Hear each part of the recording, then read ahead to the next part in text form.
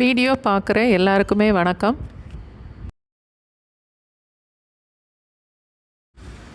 எல்லா பருப்புலையும் கொஞ்சம் கொஞ்சம் போட்டு இந்த மாதிரி ஒரு இட்லி பொடி செய்து பாருங்கள்.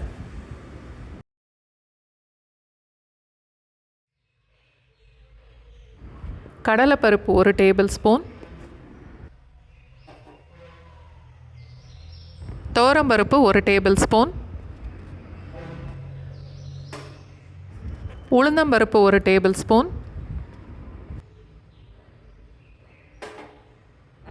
பாசிப்பருப்பு 1 டேபிள் ஸ்பூன்,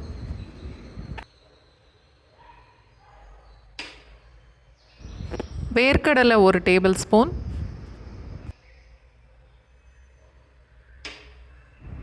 அரை டீஸ்பூன் அளவுக்கு வெல்லம்,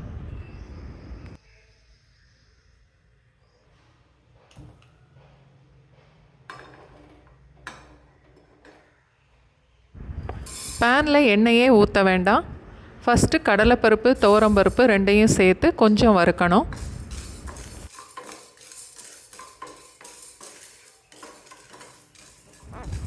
ரெண்டு பருப்பும் கொஞ்சம் கலர் மாறி வரும்போது உளுந்தம்பருப்பு,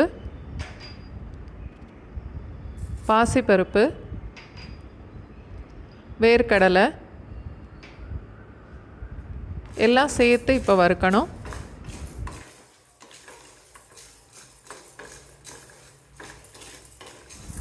பருப்பெல்லாம் இந்த அளவுக்கு வறுபட்டு செவந்து வந்ததுக்கப்புறம் ஒரு தட்டில் கொட்டி ஆற விட்டுறலாம்.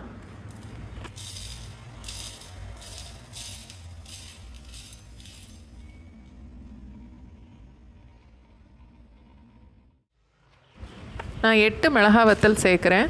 இது ரொம்ப காரம் இருக்காது. நல்ல காரமான வத்தல்னா 1-2 குறைச்சிக்கலாம். மிளகாய் வத்தலும் நல்லா வறுத்துட்டு எல்லாம் சேர்ந்து நல்லா ஆறுனதுக்கப்புறம் ஒரு மிக்சியில் போட்டு தேவையான அளவுக்கு உப்பு, ஒரு 1/4 டீஸ்பூன் பெருங்காயம், அரை டீஸ்பூன் வெல்லம் எல்லாம் சேர்த்து நல்லா நைஸாக திரித்து எடுத்துக்கணும்.